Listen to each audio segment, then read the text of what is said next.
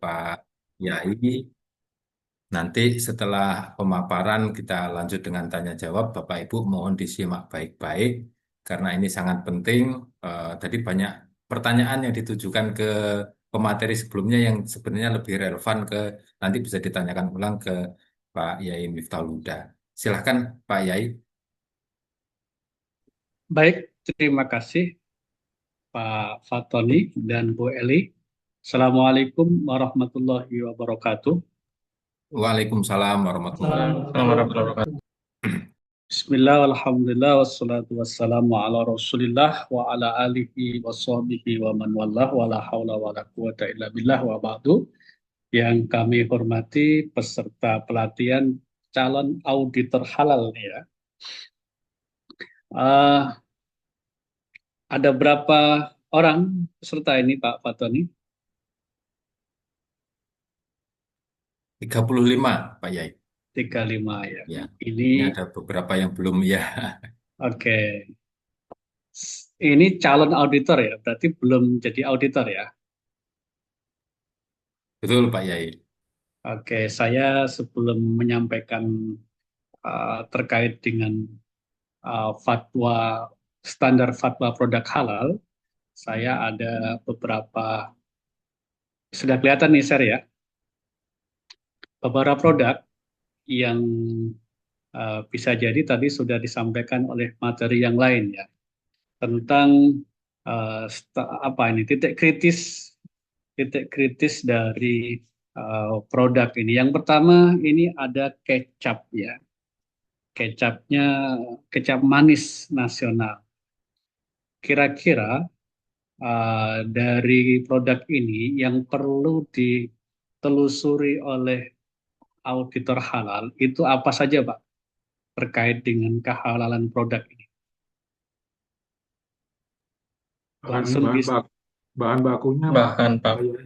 Bahan oke, Bahan dasar. bakunya Bahan bisa dasar bisa satu-satu. Logo bahan dasar. halal, logo halal sama halal. sertifikat, nomor sertifikat halalnya, Pak.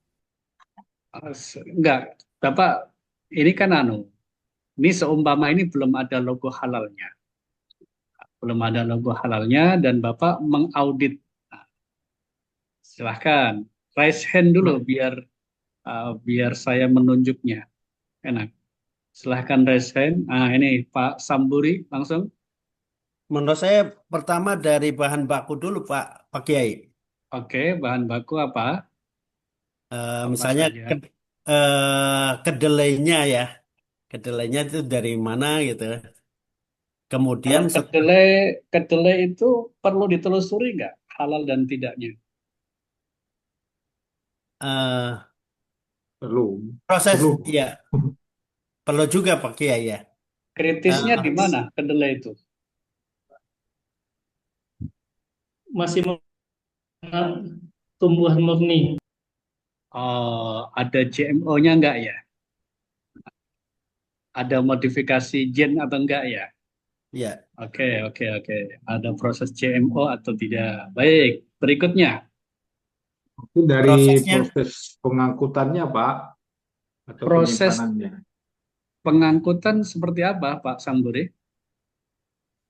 enggak Oh, proses pembuatannya Pak Kiai. Oh, proses pembuatan, ya. Bagaimana proses pembuatannya? Yang Proses perlu pembuatannya nanti kan dilihat bahan katalisator, bahan penolong, terus bahan tambahannya, kemudian fermentasinya kan difermentasi Pak Kiai ya. fermentasi itu titik kritis halalnya di mana? di Kandungan ragi yang digunakan. ya eh, pertama tambahannya, Oke, eh, tambahan eh, bahan bakunya, kemudian yang kedua dalam proses itu kan nanti eh, melibatkan misalnya peralatan, kemudian proses kayak fermentasi, apakah menimbulkan Hmm. alkohol atau tidak gitu. Oke, alkohol ya. Situ alkohol. Baik. Berikutnya ini ada tadi yang raise hand lagi. Eh, siapa yang raise hand lagi? menambahkan dari Pak Rahman. Baik Pak, dari mau menambahkan untuk proses fermentasinya bisa dari itu Pak, apa fermenternya Pak, maksudnya mikrobiologinya dari Oke. bakteri dan itunya Pak. Hmm. Jadi mikroba itu pada dasarnya suci, halal ya, suci ya, Halal. suci dan halal ya. Tapi Media pertumbuhan media, mikrobanya. oke, media pertumbuhannya ya. Oke, baik. Berikutnya Ibu Desi menambahkan apa ini? bukan Ibu Pak, Bapak. Sorry, Ya, Pak Desi. mengingat ya Pak, kita belum tahu apakah logo halal sudah ada. Oh, sudah ada halalnya itu Pak.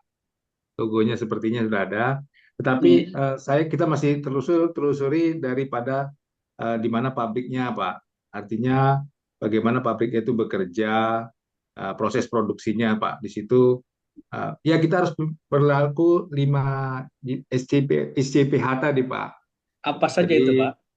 ya pertama komitmen dan tanggung jawab, Oke. kemudian produk bahan asal, kemudian proses produknya, kemudian produk dan bagaimana pemantauan dan evaluasi, Pak. Jadi itu apakah sudah terjalin di situnya, Pak?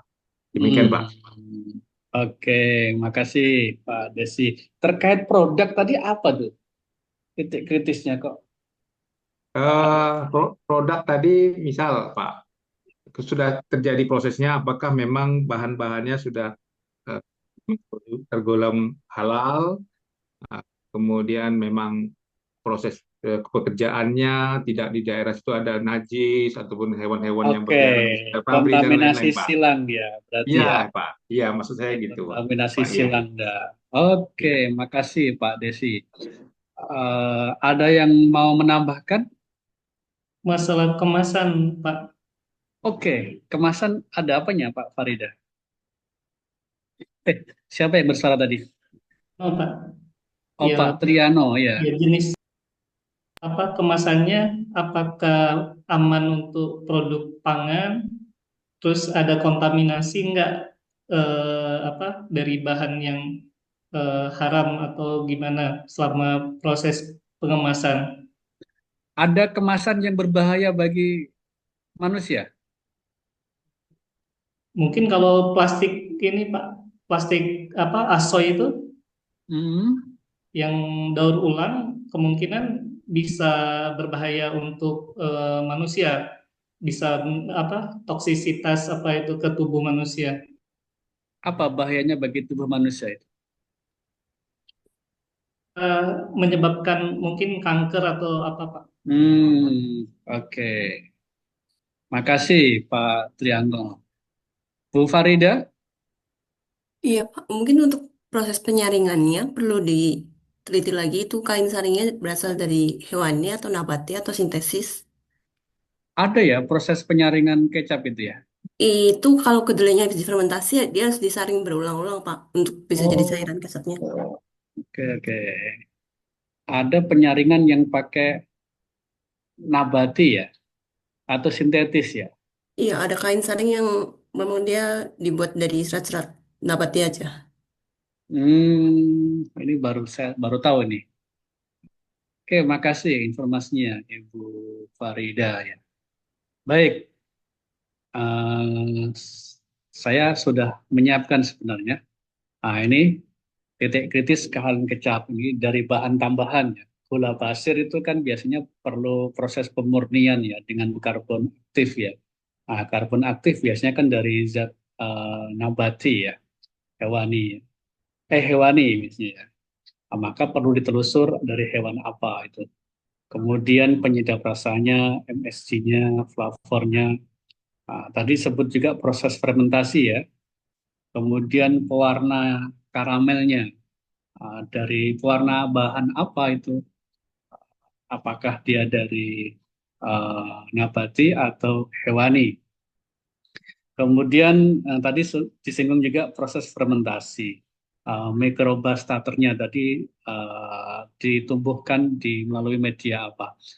Baik, kalau ada kandungan alkoholnya, kira-kira ada isu kritisnya nggak di sini kandungan alkohol dari proses fermentasi atau di kecap ini?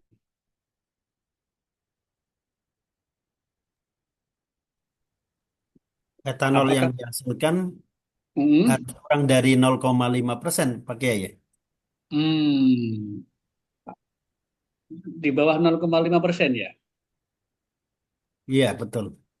Tapi yang jelas alkohol di dalam kecap itu bukan yang industri Homer ya,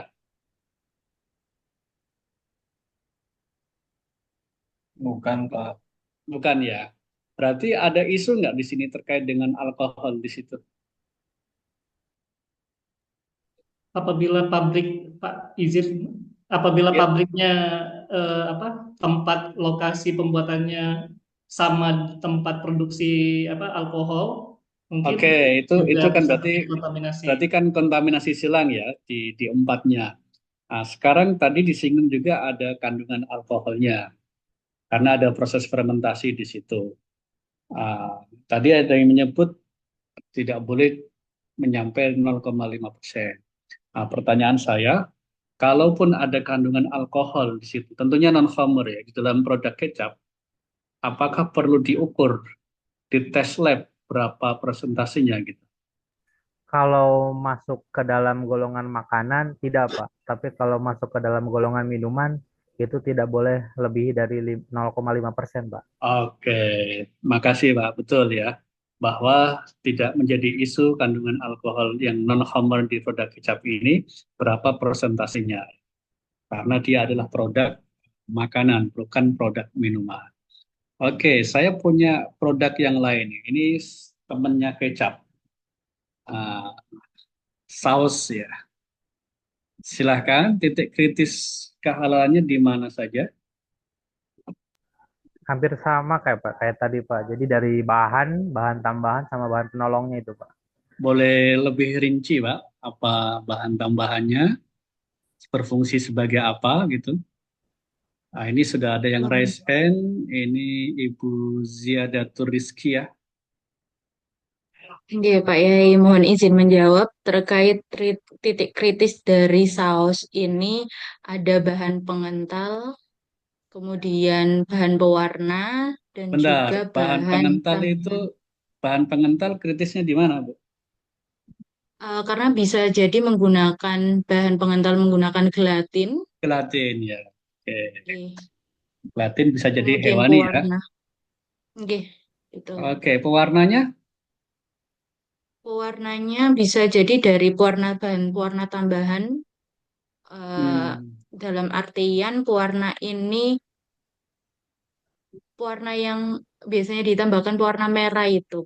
Ya, iya. Biasanya Hmm. kan tidak murni tomat dan juga cabai, tapi juga ada penambahan pewarna. Oke. Kemudian ada juga penstabilnya. Penyetabil ya, stabil ya. Oke. Oke. Stabil itu buat apa, Bu? Untuk agar awet, Hmm. menstabilkan rasa juga. Itu biasanya pakai bahan kimia, ya? Oke, pakai bahan tambahan kimia Oke. yang sifatnya asam. Hmm. Kemudian karena bisa jadi melalui proses fermentasi, Hmm. ya, sehingga dapat mempengaruhi juga terkait kandungan alkohol yang ada di dalamnya. Namun untuk makanan karena memang tidak diproduksi untuk seperti layaknya Homer, sehingga untuk kadar alkoholnya tidak dipertimbangkan perlu melalui pengujian. Oke, makasih Bu Ziadatur Rizky ya. Tadi ada yang raise hand, tapi ditarik kembali ya. Ada yang mau menambahkan? Pak Kiai boleh menambahkan nggak Pak Kiai? Silakan, Pak Eh, Sampuri. ya, di pembuatan saus itu kan ada bahan pengental yang biasanya semacam tepung Pak Kiai, Oke, maizena tepung. gitu. Nah itu Hmm. harus dipastikan halal Pak Kiai ya, Eh, Hmm. tepungnya ya. Yang Tepungnya, kemudian tepungnya biasanya ada tambahan yang lain ya, ya tambahin bisa jadi vitamin kan gitu ya. prosesnya. Oke. Kemudian berikutnya terkait dengan perasa Pak Kiai. Hmm. Hmm. Jadi Perasa itu dari mana dia? eh, kayak misalnya apa namanya MSG gitu ya, Hmm, penyedap lah gitu ya, MSG iya, gitu iya. atau yang lain ya. Itu juga harus dipastikan SH-nya Pak Kia ya. Oke, makasih Pak Samburi. Nah, ini bahan tambahan pengental tadi sudah pengental, penyentabil, kemudian penyedap rasa, pewarnanya juga memerlukan pelarut dan bahan pelapis. Bisa jadi dari berasal hewani dan beralkohol ya. Kemudian bahan penyedap khusus, nah, ini biasanya ada berasal dari arak nih ya, atau ekstrak hewani. Kemudian bahan pembantu proses dia, cuka dan gula pasir. Termasuk tadi kandungan alkoholnya juga. Oke, ini produk berikutnya, ini yang sering kita minum nih, AMDK.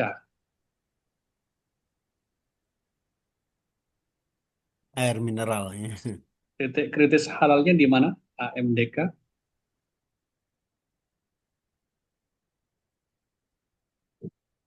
Halo? Filter. Botol Air mineral dalam botol plastik kemasan. Di Itu ada penyaringan. kemasan Aqua, penyaringan ada Kemasannya, Pak. Fit, Kemasannya sama Pak Kiai. Prima. Penyaringan. Kemasan. penyaringan Pak. Silakan Filtrasi Bapak Ibu. atau penyaringan. Kalau dari penyaringan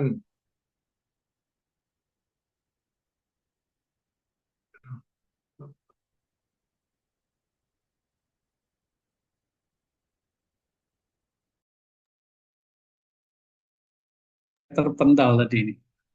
Iya, Oke. filternya Pak Kiai. Filter.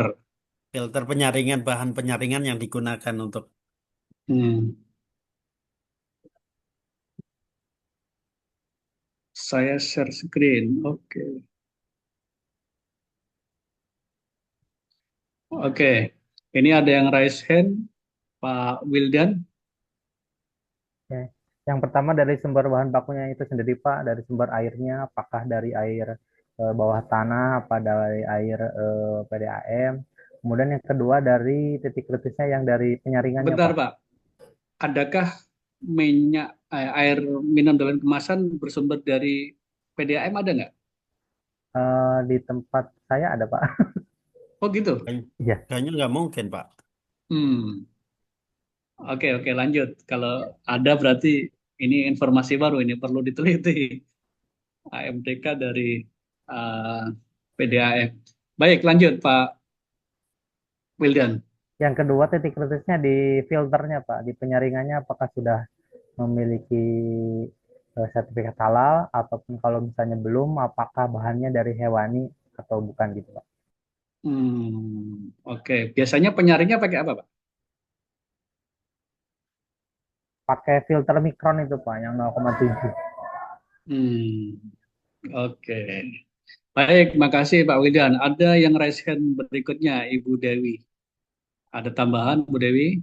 Iya Pak, ya mungkin kalau dari lokasi eh, itu mungkin adakah kemungkinan tercemar dengan najis atau berdekatan dengan TPA atau lokasi yang apa tempat yang haram gitu, Kontaminasi ya. kontaminasi. Terus juga dari distribusinya juga dikhawatirkan ada kontaminasi silang begitu.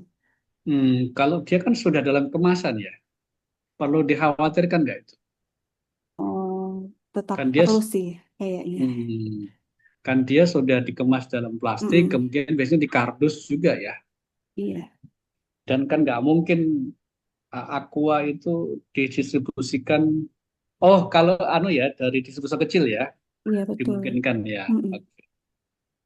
Baik, makasih Bu Dewi. Ada berikutnya yang raise hand ini Pak Ahmad Baihaqi. Ya Pak Kiai, Assalamualaikum. Salam ya. Ini jika AMDK-nya itu ada penambahan mineral, Oke, kita perlu betul itu ya. telusuri. Ya, Hmm. perlu telusuri juga apakah fortifikasinya itu halal atau tidak. Itu, Hmm. oke. Bukannya malah ada proses demineralisasi. Enggak, ada produk tertentu yang malah ditambahkan dengan mineral. Sehingga biar sangat murni dan jernih Ya, itu kan le ada mineral. proses Contohnya le demineralisasi ya. mineral itu kan ditambahkan mineral. Oke, oke, oke. Ya, kasih Pak. Hmm. Baik, ini hasil telusur saya. Ya, sama-sama. Nah, ini Terima kasih. MDK tadi proses filtrasi udah. Kemudian ada bahan tambahan tadi Pak, mineral tambahan ya, kalsium atau magnesium. Kemudian proses pengemasan dan pencucian. Tentunya yang tidak kalah penting adalah untuk AMDK itu harus ada uji SNI ya untuk mengukur kejernihan, kemudian bau, itu harus diukur dan dilaporkan secara berkala ya. Dan itu biasanya kita tengok ada hasil uji labnya nggak yang sesuai dengan standar SNI gitu. Ini ada ayam bakar. Kayaknya mudah kalau ayam bakar. Apa yang harus ditelusuri oleh auditor halal untuk produk ayam bakar? Pak Desi? Ya Pak, Eh, mungkinan dari bahan bakunya dulu Pak. Ayam itu Jangan mungkin dong. proses pemotongannya Pak. RPH-nya sudah sertifikasi halal belum? Oke, kalau belum apa solusinya, Pak? Ya harus diajukan PU-nya ke LPI LPH supaya pengajuan sertifikat halal ke BJPH Pak. Tapi gini Pak, prakteknya itu di lapangan, misalnya pelaku usaha catering akekah gitu ya. Akekah itu kan dia ngambil kambing, RPH kambing itu kan masih jarang, Pak. Ya. Dan dia bermitra dengan kandang gitu. Ya, Kandang kalau ini biasanya Pak Kiai. kalau kita bicara mikro dan makro ya beda Pak. Kalau yang mikro mungkin ya apakah seorang itu sudah layak dikatakan juleha, apakah dia sudah masuki syarat untuk seperti penyembelih halalnya Pak ya. Tapi kalau dia usaha makro ya harus sertifikat halalnya di RPU, RPRH dan lain-lainnya. Tapi kalau rumah tangga ini ya apakah dia sudah sertifikatnya punya, apakah dia sudah masuk akil Bali dan sebagainya syarat untuk syariat Islamnya Pak itu Pak Kiai. Oke, kan contoh kasus di luar Jawa kan masih banyak. Kemarin saya diskusi dengan BSPJI Pontianak itu, beberapa kabupaten belum ada dia RPH-nya. Kalau menunggu proses sertifikasi RPH kan lama juga ya. Nah ini yang Belum kasus lagi. perlu kita alami Pak, dalam arti kata perlu auditor halal ini Pak di sini. Iya, Tentunya. iya. Oke, ada Karena, tambahan Pak Desi?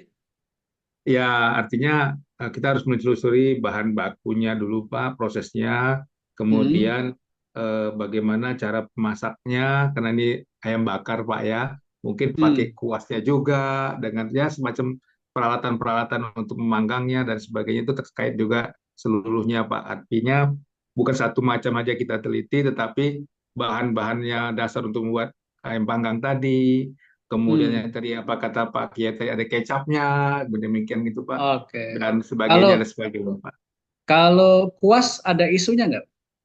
Ya, semacam ini pernah kayak dengar isu dari bulu hewan Pak, yang kita belum tahu bulu hewan itu apakah haram, apakah tidak, itu kita perlu telusuri lagi Pak. Oke.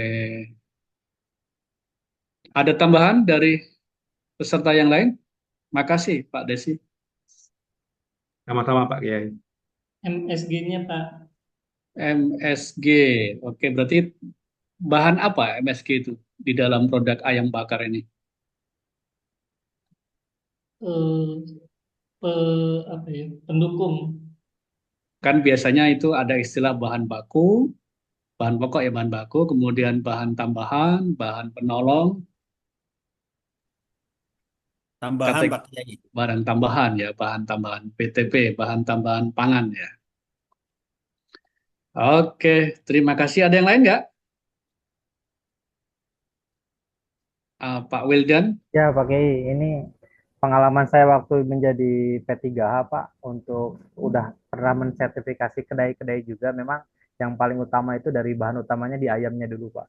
Jadi kalau memang ayamnya tidak memiliki sertifikat halal, mau gimana pun itu pasti nggak bisa untuk mengajukan sertifikat halal. Kemudian untuk Hmm. bahan-bahan yang lainnya nanti kita lihat apakah positif list ataupun bahannya sudah memiliki sertifikat halal. Nah, itu baru Hmm. bisa diajukan ke sertifikat halal. Gitu, Pak. Oke. Pak Wildan Mukhaladun ini nama orang atau nama LPH? Nama orang, Pak. Oke, di Lombok itu ada LPH Wildan Mukhaladun. Oke, makasih Pak Wildan. Ya. Ayam bakar bahan baku utamanya penyembelihan tadi ya. Oke. Berikutnya sama ini. Nah, ini saya salah copy nih. Mestinya ini jus kemasan nih. Tapi belum saya ganti gambarnya. Jus kemasan ya. Ada jus yang dalam Masih diseduh ayam, langsung. Pak. Pak Yai, masih Iya, gambar iya. ayam. Iya, Masih gambar gambarnya ayam. salah. Tapi ini di slide berikutnya adalah jus kemasan. Ya. Oh iya, Nah, kira-kira kalau jus kemasan itu titik kritis kehalalnya di mana? sama juga tadi, Pak. Di gula misalnya, Di buahnya, penambahan Pak. gula.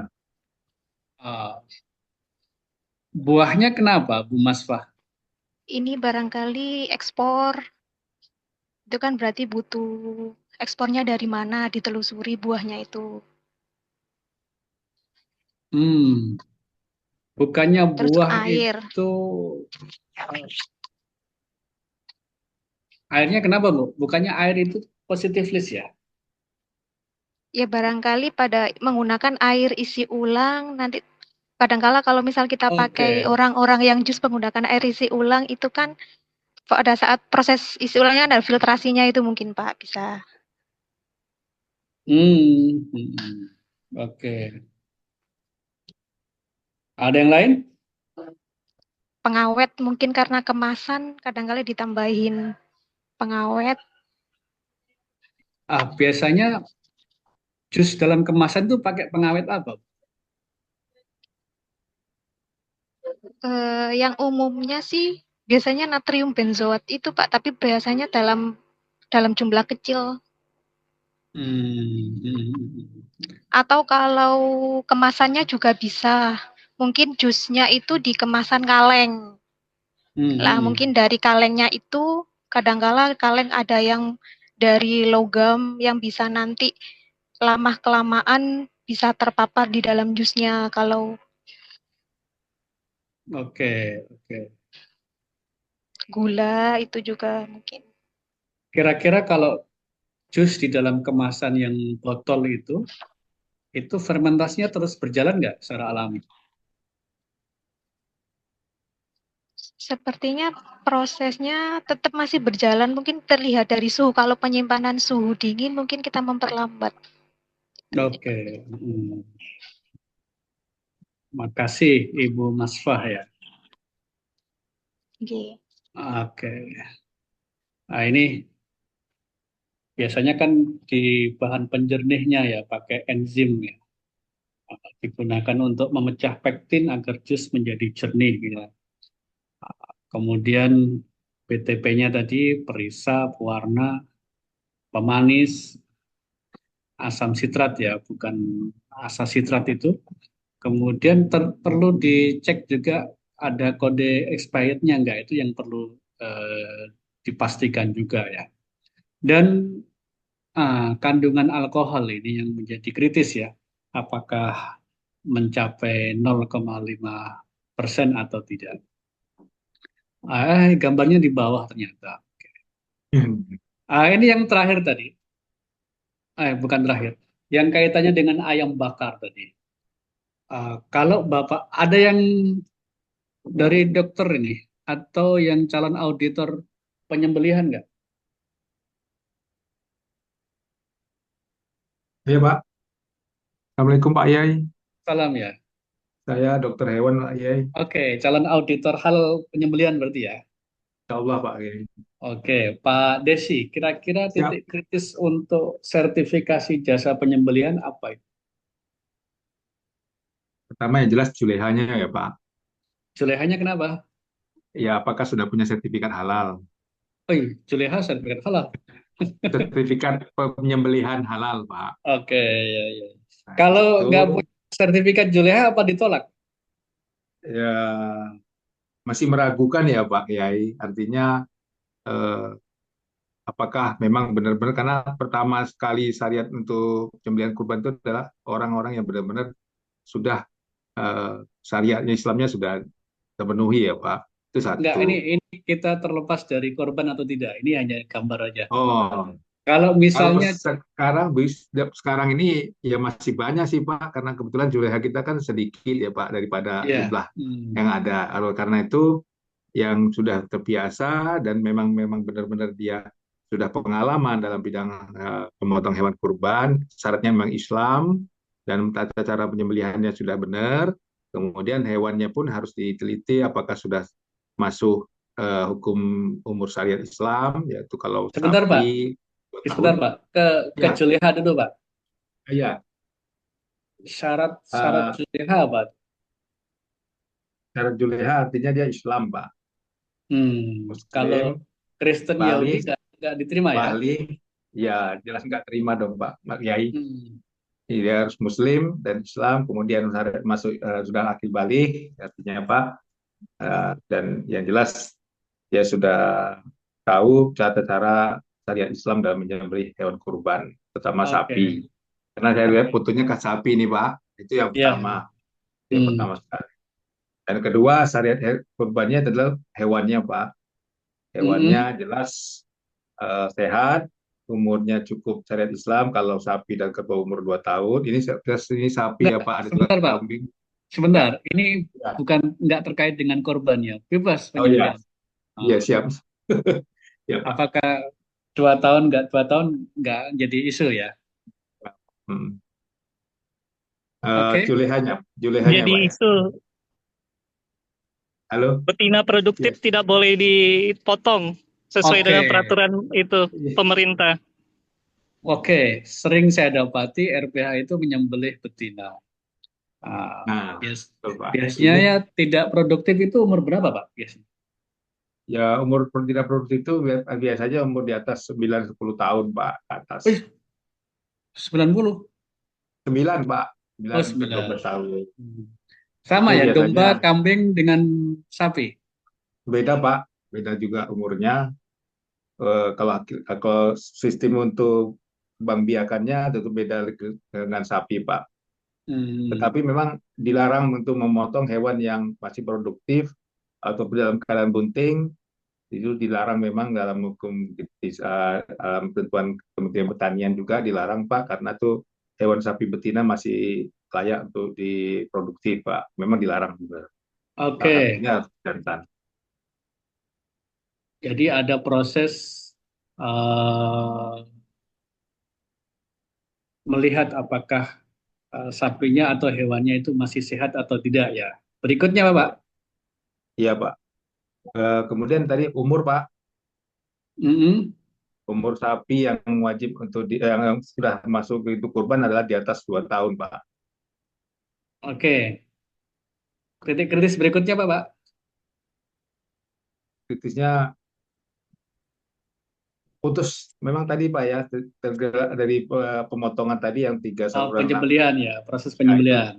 Ya itu jelas sudah oke Pak ya, kira-kira sudah di sistem penyembelihan sudah benar, kemudian hewannya sudah benar, kemudian pemotongannya pun memang di lokasi untuk hewan kurban tidak ada daerah yang najis atau kontaminasi oleh hewan-hewan seperti anjing atau hewan yang lainnya Pak, yang sekitar yang berada di sekitar situ Pak. Jadi tidak berkontaminasi dengan yang haram Pak. Oke.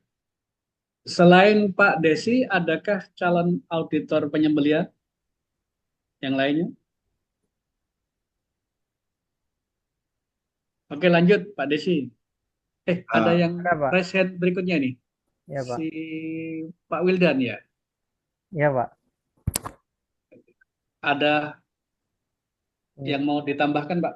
Ya, Pak. Kebetulan saya pernah nyusun SJPH juga untuk RPA, Pak. Jadi memang untuk syarat sertifikasi halal itu RPA wajib mempunyai penyelial dan minimal 2 juleha Pak. Itu wajib. Kalau misalnya belum punya itu belum bisa sertifikasi halal. Yang pertama tuh. Yang kedua untuk titik kritisnya memang yang pertama saat proses penyembelihan oleh juleha itu sendiri Pak. Jadi memang karena matinya harus karena sembelihan, berarti proses pemutusan 3 saluran itu yang pertama itu wajib. Yang kedua ada proses setelah penyembelihan itu ada waktunya Pak. Ada waktu, jangan sampai kalau misalnya di ayam itu jangan sampai matinya itu karena proses perebusan ataupun karena proses stunning gun gitu. Jadi memang titik kritis yang paling utama matinya hewan itu harus karena sembelihan. Biasanya berapa menit, Pak?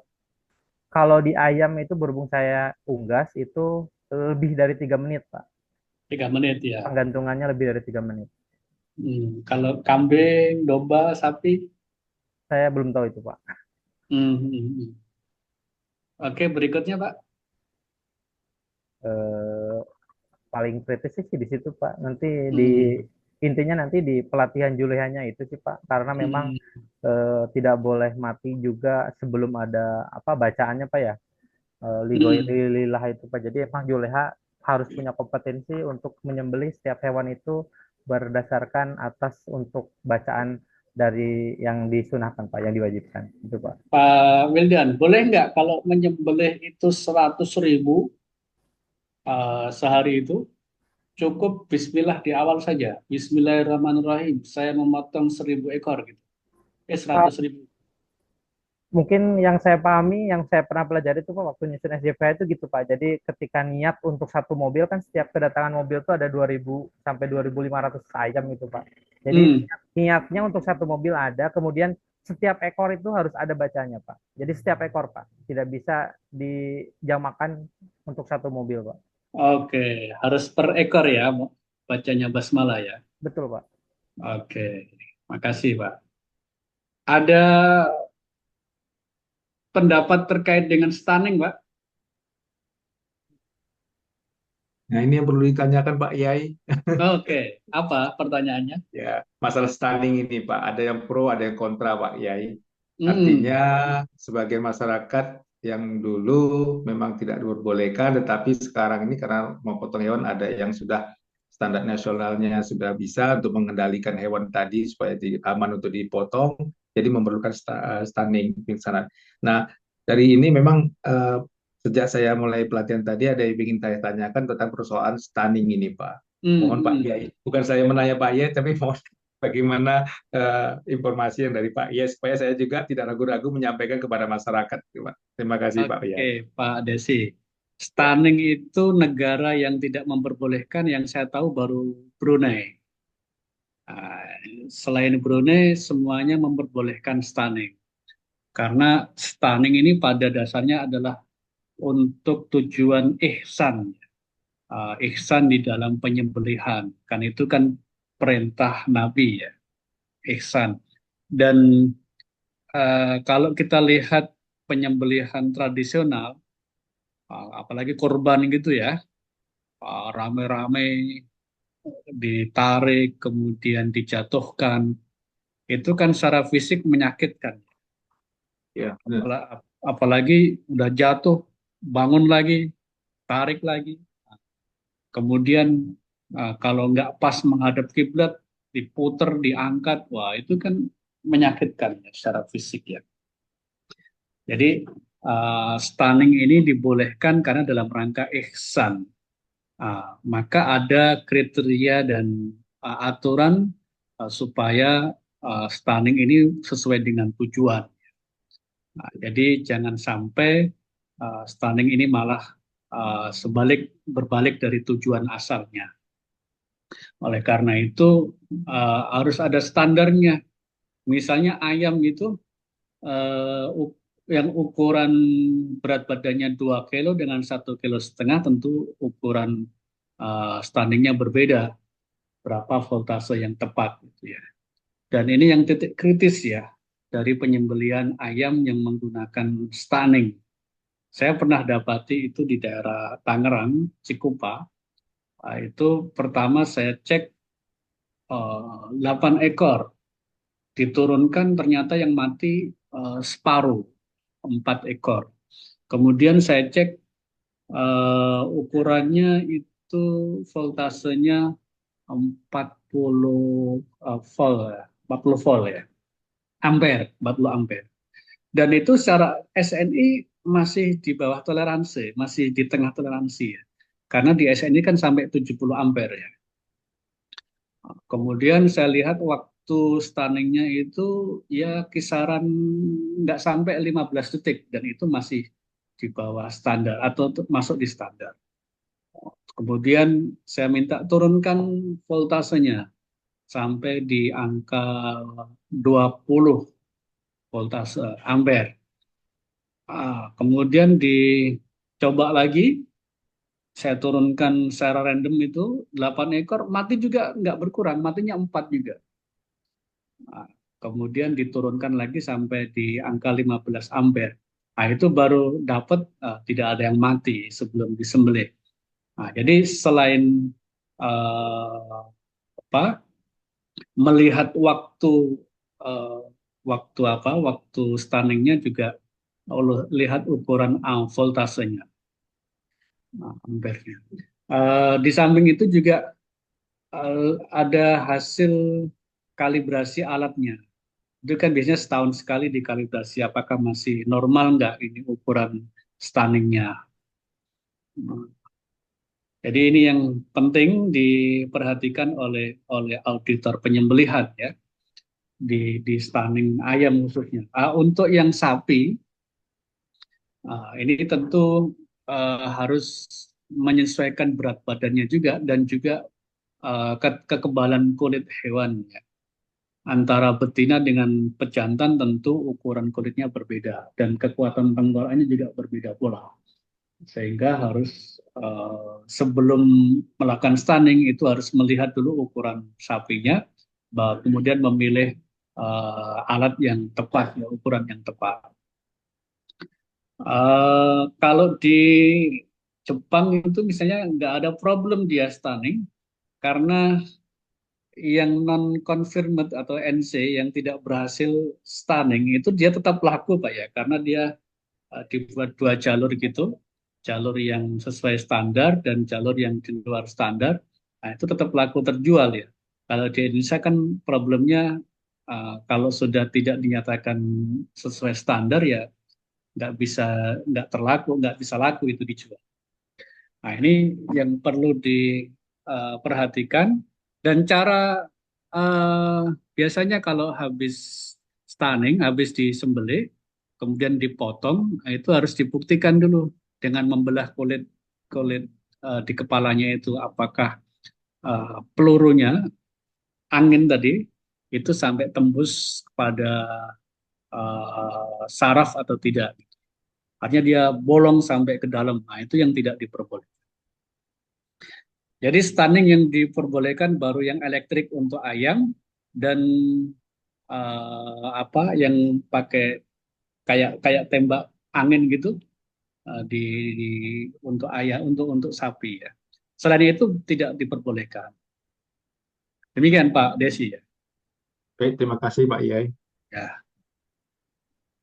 Kalau untuk juleha non Muslim itu Timur Tengah masih melihat kebolehannya Pak di UEA, di Saudi dan yang lainnya itu dzabihatu ahli kitab, sembelihannya Yahudi Nasrani itu halal bagi mereka. Tapi di Amerika karena dia sudah mengikuti standar Jakim Malaysia dan tentunya BPJPH Indonesia, maka harus mengikuti SJPH yang ada di Indonesia. Ini terakhir nih, minyak wangi. Ini yang sering menjadi pertanyaan juga. Apakah minyak wangi yang ada kandungan alkoholnya itu najis sehingga tidak dibolehkan? Kira-kira titik kritisnya di mana minyak wangi itu, Pak? Titik kritis kehalalan produk minyak wangi?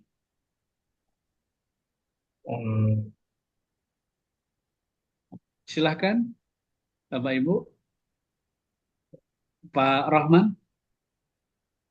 Oh ya, Pak. Untuk alkoholnya tadi itu berasal dari industri kamar atau bukan, Pak? Oke. Kalau tidak, Berarti boleh halal, Pak. kalau dari industri non-Homer misalnya, industri Homer, tapi ukurannya hanya 0, misalnya 0,01 gitu, boleh nggak, Pak? Iya, boleh, Pak. Kalau industri non-hammer. Oh, Tapi kalau non. industri hammer meskipun kecil tidak boleh, Pak. Nggak boleh.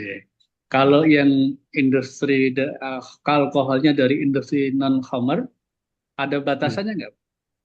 Tidak ada, Pak. Kalau tidak untuk dikonsumsi, Pak. Hmm, hmm, hmm. Ada titik kritis yang lain, Bapak? Makasih, Pak Rahman. Ya, terima kasih. Tadi yang dari tadi belum pernah bersuara. Pak Agung. Ah, kena Pak Agung. Gantian, Silakan Pak gantian. Agung. Titik kritis kehalalan produk minyak wangi.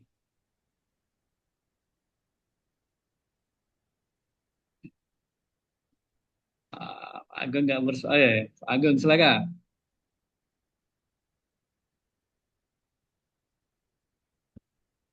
Pak Algan.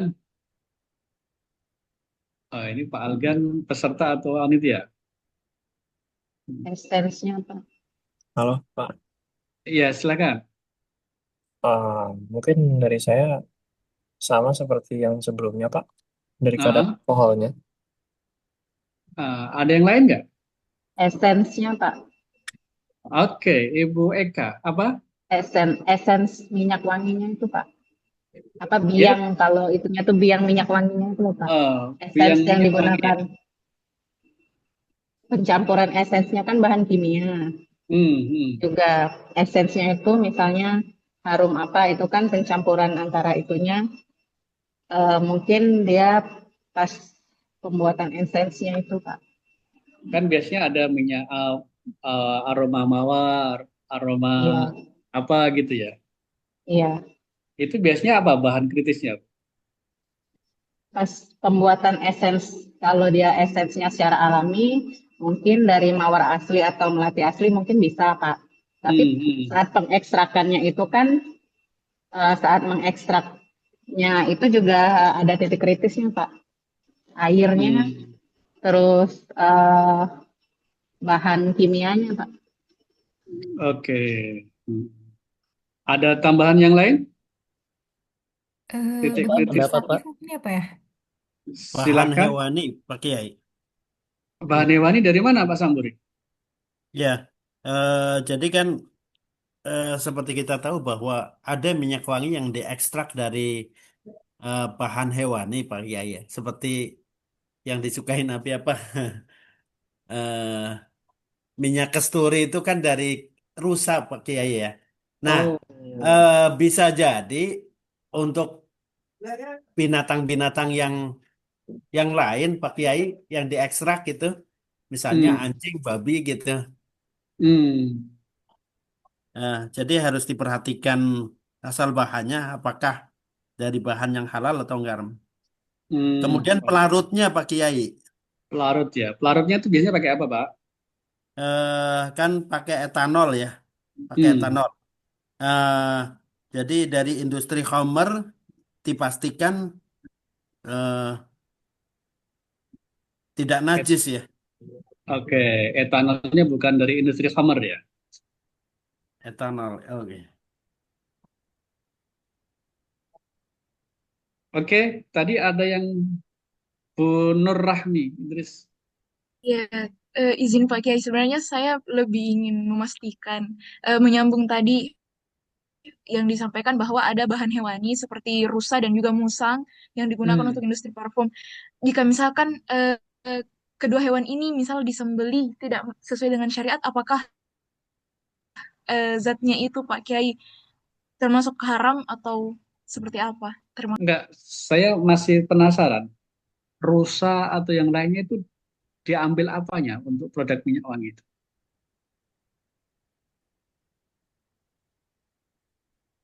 Pak Samburi Untuk atau berapa? Bu Nur Rahmi ya. Ya, kalau untuk detailnya belum saya baca Pak Kiai, tapi uh, Hmm. ada beberapa sumber yang menyebutkan kalau parfum, kalau misal bahan hewani salah satunya misalkan musang, ataupun tadi yang disebutkan oleh Pak Samburi rusa seperti itu. Mak hewannya ya Kiai, Iya, untuk bahan pewangi itu. ya maksudnya Ya, bagian dari mana hewan itu? dari kelenjar perut rusa jantan Pak Kiai untuk kasturi gitu ya. Minyak kasturi. Apakah dia wangi? Kelenjar perut rusa jantan itu. Jadi itu bahan utamanya. Apa wangi ya Pak? Susah ya. Iya. Itu pertanyaannya. Iya, minyak kasturi Pak Kiai. Kasturi kan Saya bukan juga minyak baru tahu kasturi. waktu dulu pernah ke Saudi, ke Mekah itu berkunjung ke ini, kemudian dijelaskan bahwa untuk kasturi itu dari minyak Kelenjar. kelenjar perut rusa jantan gitu. Dan dia fungsinya sebagai apa untuk minyak wangi itu? Apakah memang wangi? Bukannya amis ya? Itu dia. Bahan utamanya Pak Kiai. Oh, bahan utamanya ya.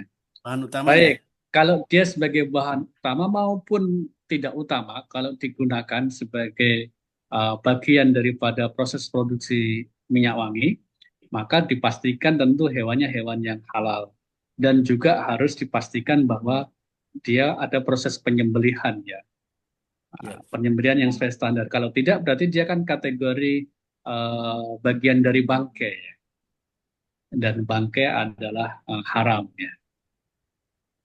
Demikian Bu Nur Rahmi ya.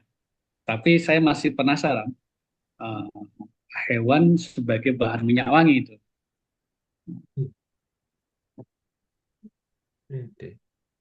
Oke, ini saya juga menelusurinya seperti itu. Ini pelarutnya tadi pakai etanol, apakah dari foamer atau non foamer. Kemudian gliserin itu ya sering digunakan sebagai penyetabil ya, dan pelembab, apakah dia dari lemak hewani atau nabati. Kemudian fragrannya, ini tertulis nih fragran ya, aromanya itu dari kelenjar musang ya, civet. Kemudian ada yang berasal dari berang-berang, kemudian ada dari muntahan ikan paus.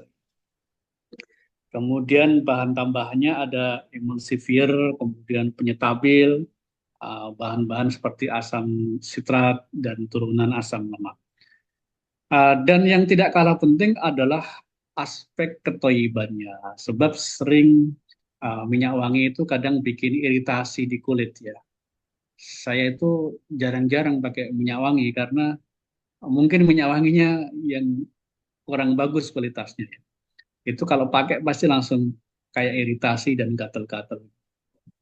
Itu yang tidak kalah penting dari produk minyak wangi. Baik, Bapak Ibu semuanya, dari diskusi yang panjang tadi, ada pertanyaan. Kenapa sih? Sebab apa produk itu dinyatakan tidak halal? Oke, tadi kan kita sudah tahu, ini nggak boleh, ini nggak boleh ya. Terus apa sih sebabnya bahan ini nggak boleh? Bahan ini atau produk ini adalah haram.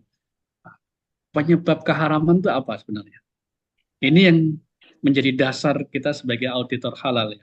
Oh ini nggak boleh karena ini. Ini nggak bolehnya itu karena apa? Silakan Bapak Ibu semua. Izin jawab Pak Kiai. Silakan Pak siapa ini? Pak Muhammad Subhansyah. Ya. Yang pertama, bahan bakunya terbuat dari bahan jenis hewan yang diharamkan dalam agama. Dua, prosesnya terkontaminasi dengan najis. Itu Pak Kiai. Dua ya. Tapi saya punya pertanyaan Pak Subhan.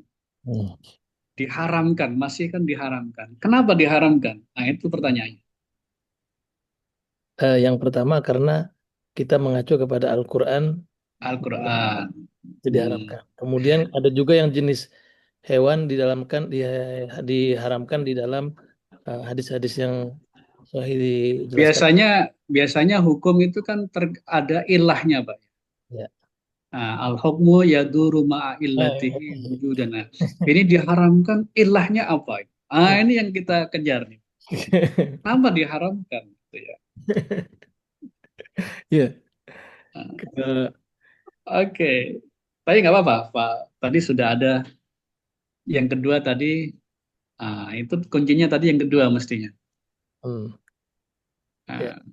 Iya, silakan. Tadi ada yang raise hand, Ibu siapa tadi? Ditarik Izin. lagi raise hand-nya. Ya, saya Bu tadi. Nur Rahmi ya. Oke.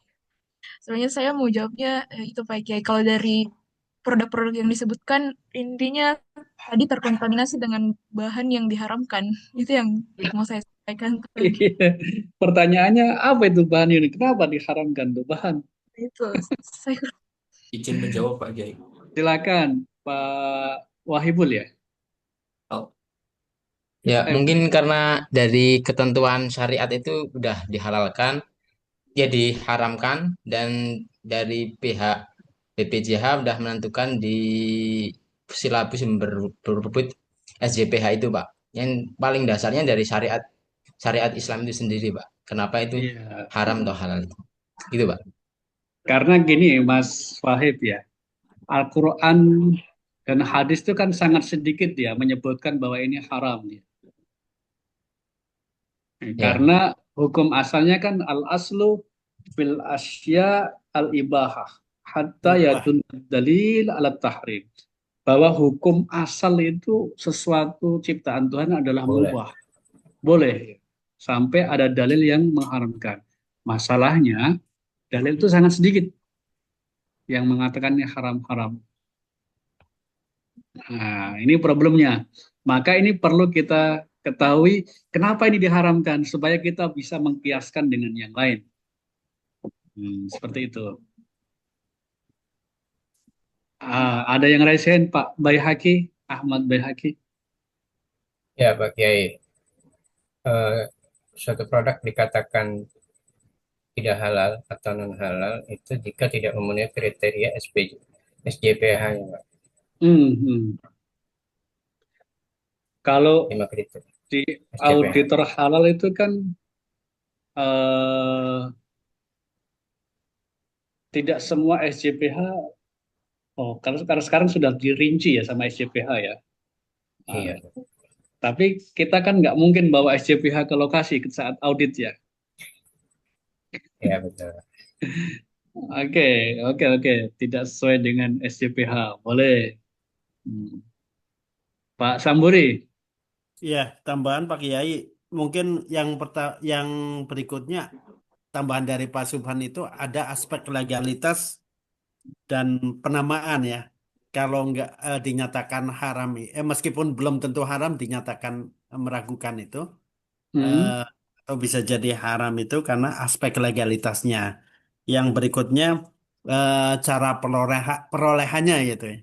Cara perolehan ini masuk gak Pak ya? Cara perolehan terhadap barang tersebut dan terkait dengan apa namanya subhat gitu ya. Subhat gitu.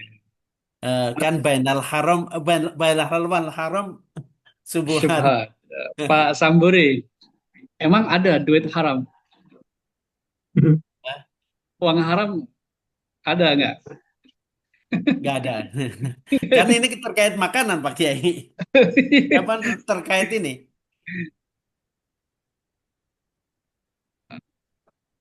Ya. Oke, telusur. Perlu ditelusuri nggak sumber dari modal pelaku usaha gitu? Perlu, ya.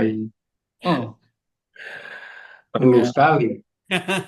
Semakin panjang dong alur sertifikasi halal. Apalagi harus melibatkan APH ya. Perlu sekali, Bay. Ntar APH kayak di Jogja lagi. Pejamret yang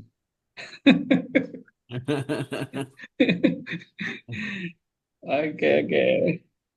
Jadi saya lihat di SJPH nggak ada ya, harus menelusuri sumber cara mendapatkan dari bahan tersebut ya. apakah dia mencuri atau money laundry, nggak ada. Kalau lembaga amil zakat, iya dia kita telusuri sumber dananya dari mana ini. Nah, kalau pelaku usaha, dia fokus di bahan tadi apakah suci atau tidak, haram atau tidak. Oke, tadi ada yang raise hand berikutnya, Pak Desi. Ya, terkait dengan roti tadi, Pak ya. Roti tadi, artinya kue tadi kan Pak Kia tadi katakan adanya bahan baku ya harus ditelusuri, kemudian proses produknya pun harus ditelusuri. Dan satu lagi Pak, mungkin perlu karena ini melangkup makanan, berarti ada keterlibatan uji BP POM, Pak. Artinya Oke. makanan ini sudah siap kapan expirednya dan kapan apakah bahan-bahannya boleh dikategorikan tidak membahayakan bagi masyarakat, Pak. Saya kira itu perlu juga dikaji, Pak. Terima kasih, Pak. Oke, Pak Desi. Kita sudah berbagi job dengan BPOM ya. Masalah halal diserahkan ke MUI. Masalah toyib, itu diserahkan ke BPOM. Standarnya, kenapa produk itu dilarang oleh BPOM, tentu dia produk yang tidak membahayakan. Ini penyebab berikutnya, kenapa produk atau bahan itu tidak boleh digunakan sebagai produk halal adalah karena dia membahayakan. Segala sesuatu yang membahayakan itu tidak boleh dikonsumsi, tidak boleh digunakan sebagai produk. Contohnya apa? Produk membahayakan itu. Menggunakan bahan apa? Narkoba, Pak. Kalau alkohol kan dia membahayakan sih, cuman dia kan alkohol yang mana nih? Yang Memabukkan ya, Pak. Yang khamar ya, mabukkan. Aman. Dia ilahnya, sebabnya itu bukan membahayakan, diharamkannya. Karena khamar ya. Itu kategori khamar atau tidak. Dia membahayakan seperti pakai bahan pengawet yang tidak tepat ya, misalnya pakai borak ya. Itu membahayakan. Formalin ya, Pak. Formalin ya. Atau pakai pewarna yang tidak tepat ya. Warna kain. Ya. Infonya kerupuk-kerupuk yang beraneka ragam warna itu menggunakan bahan warna yang membahayakan ya. Iya. Nah, itu Pemutih, Pak. Ya. Pemutih juga ya. Pemutih makanan, Pak. Pemutih ada makanan. makanan itu yang diputihkan, iya. Kayak kerupuk itu kan ada yang pakai pemutih untuk ini. Oh iya. Tapi iya, ternyata pemutihnya itu bukan dari bahan yang termasuk bahan yang berbahaya, tapi saya lupa apa namanya. Tadi tadi nomor berapa yang membahayakan? Yang kedua membahayakan. Yang paling pertama adalah karena najis ya. Najis. Saya share screen ya.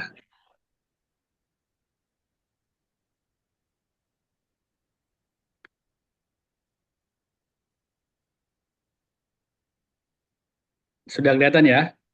Sudah, Pak. Jadi yang pertama itu karena najis ya. Segala sesuatu yang najis itu tidak boleh dikonsumsi.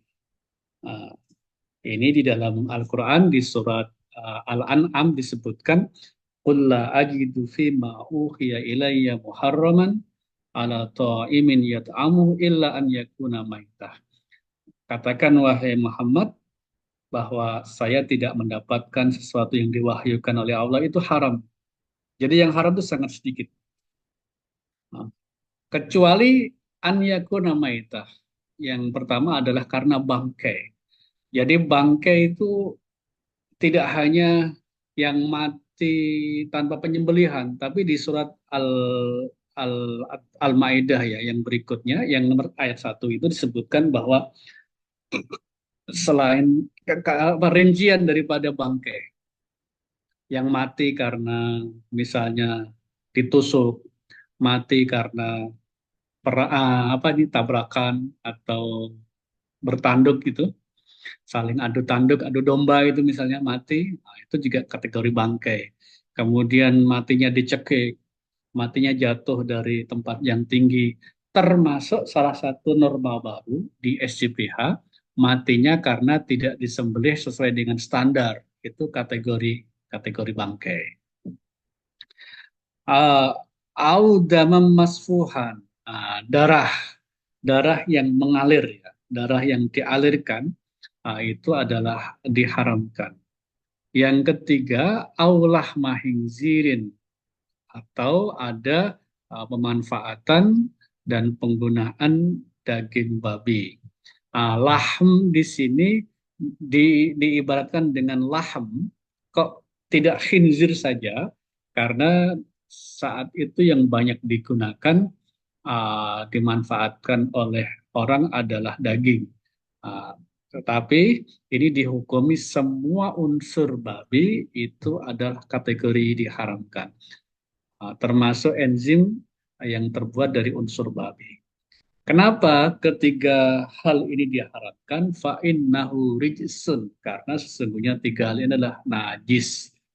Memang ada yang menafsirkan bahwa rijsun itu bukan najis, tapi dia kotor secara maknawi. MUI mengambil pendapat bahwa rijsun adalah rijsun secara zahiri, yaitu najis.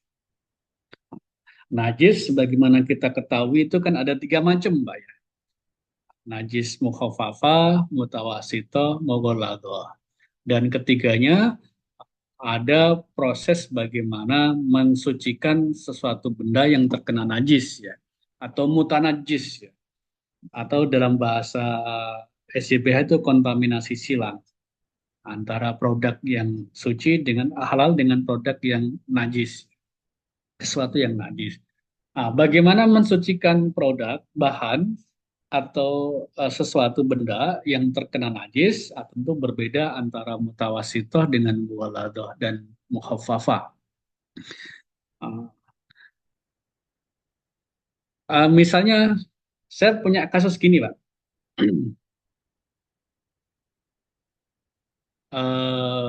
Pelaku usaha itu salah satu produknya, produk herbal misalnya, dia bahannya adalah sarang burung walet. Sarang burung walet, ya. Itu najis atau mutanajis, Pak?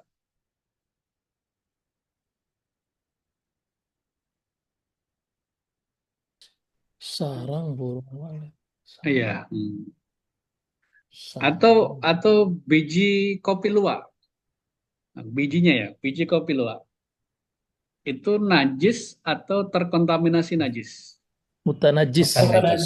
Mutanajis. Oke, clear ya.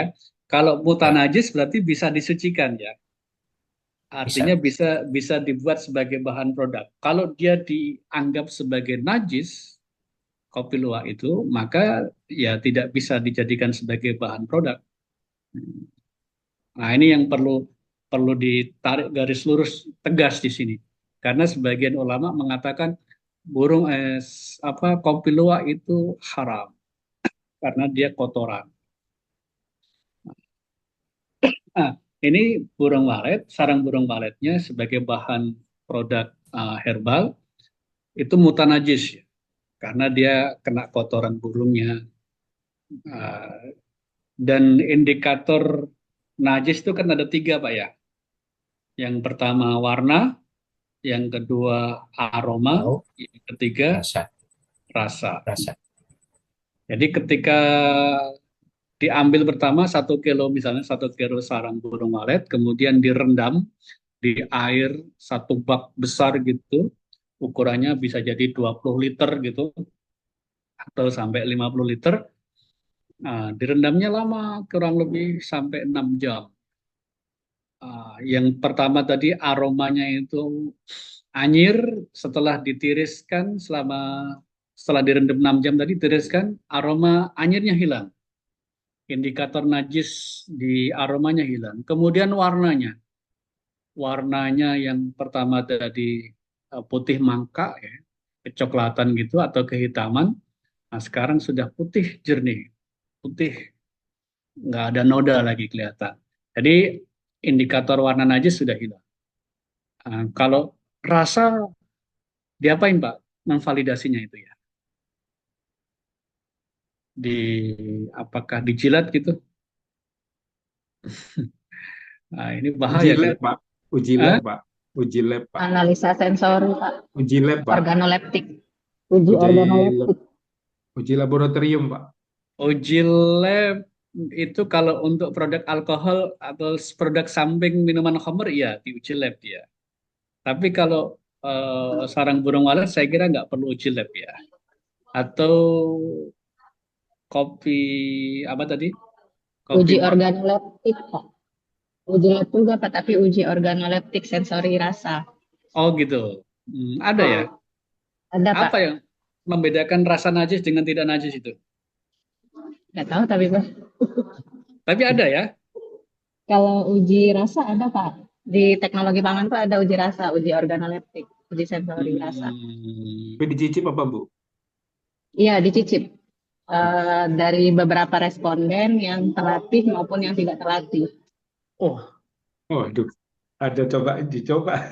tapi itu kan bukan lab ya? Orang, Pak. Iya, Orang kan?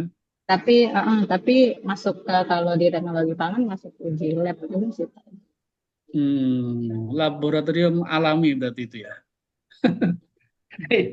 Kan dirasa juga ya. Iya. Oke, kalau kopi luwak dengan sarang burung walet kan bisa di apa ini ya, dicemuk-cemuk itu diraba-raba itu ya. Apakah masih ada apa lendir-lendir nggak di di biji kopi luwak tadi ya?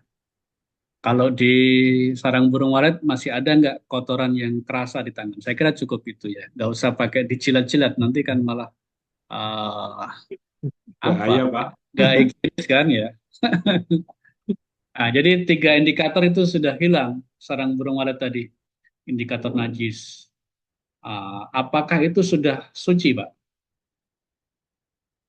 Direndam dalam air bak, misalnya 50 liter gitu. Kemudian 3 indikator najis tadi sudah hilang. Apakah sudah suci? Sudah, Pak. Sudah pakai, sudah hilang bau rasa dan warna ya. Launuhu, warihu, atau muhu ya. Sudah hilang. Ya. Tapi kalau rasanya menjijikkan dan tidak etis gimana ya, Pak? Karena itu kan sarang burung walet tempat kotoran dan luar juga tempat kotoran bagi mereka yang menjijikkan tentunya itu kan haram ya, Pak Kiai. Bagaimana menurut Pak Kiai? Saya kok belum tahu, pernah dengar ya, orang merasa jijik terhadap produk sarang burung walet ya. Ya, dengan juga kotoran luwak tadi loh Pak Oh Kiai. ya. Kira kan rasanya keluar dari proses kotoran, jadi orang melihat apa kopi walaupun sudah ya bagi yang merasa aman-nyaman aja yes oke, Pak Kiai, tapi bagi mereka yang minum kopi, wah ini kopi kotoran luwak ini gimana perasaan meminumnya, Pak ya. Oke, makanya ada yang rasa menjijikkan itu. Salah satu penyebab keharaman tadi adalah khobais, Pak ya. Karena di ayat yang lain, wa yuhillul lahumut thayyibat wa yuharrim 'alaihimul khaba'is. Nah, akan kita bahas nanti. Tapi kita fokus di sini dulu. Pak Wildan tadi ya, yang resen tadi ya. Pak Wildan ya? Ya, Pak. Wahib pimpinan ya. Mungkin secara najis ainihnya sudah hilang, tapi hukmiyahnya belum, Pak. Harus disiram lagi lah sekali gitu paling enggak. Kenapa? Biar najis hukmiyahnya secara fikih itu sudah hilang. Gitu. Lah ya, kenapa secara hukmi kok belum hilang? Karena kalau dalam apa namanya itu menghilangkan najis kan ada beberapa tata cara itu. Jadi salah satu untuk najis yang sifatnya mutawasitoh itu kan harus ainihnya hilang. Setelah itu dibilas lagi biar najis hukmiyahnya secara hukum syariat itu hilang, ya harus disiram lagi gitu, Pak.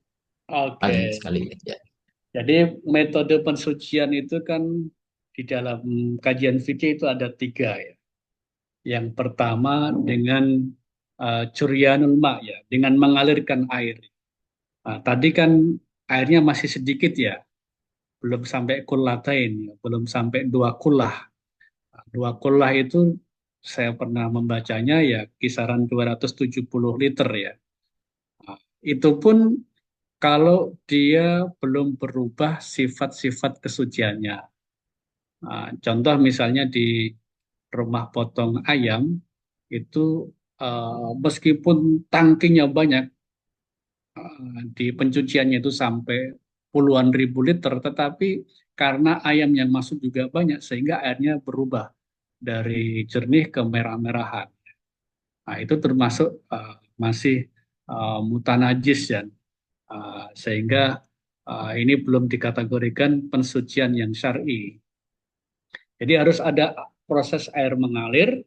Kalaupun tidak mengalir, dia airnya lebih dari 2 kullah dan itu ada batasannya, belum berubah tohurohnya, belum berubah sifat kesuciannya. Yang kedua tentunya, yang tadi 1 2 ya. Yang ketiga adalah dengan thariqatut tagyir, merubah ya, merubah dari najis, dari indikator najisnya menjadi hilang. Dengan penambahan zat-zat kimia, misalnya daur ulang air kotoran ya, di hotel atau di pabrik-pabrik itu kan didaur ulang ya, daripada dia buang ke limbah itu susah, maka didaur ulang. Itu metode yang ketiga untuk pensucian. Dan tadi kan airnya cuma sedikit ya, 50 liter itu belum sesuai standar pensucian sesuai syariat. Maka secara zahir, secara aini najisnya hilang, tetapi secara hukmi dia belum hilang. Nah, itu. Ini kadang penyelia halal produk kopi luwak dan produk herbal yang menggunakan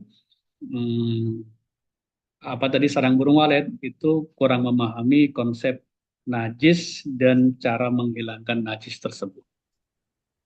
Oke. Najis dan mutanajis, yang itu yang pertama, bahwa sebab kenapa produk atau bahan itu diharamkan karena najis atau terkontaminasi najis. Yang kedua karena membahayakan tadi ya, seperti menggunakan bahan yang membahayakan bagi kesehatan manusia.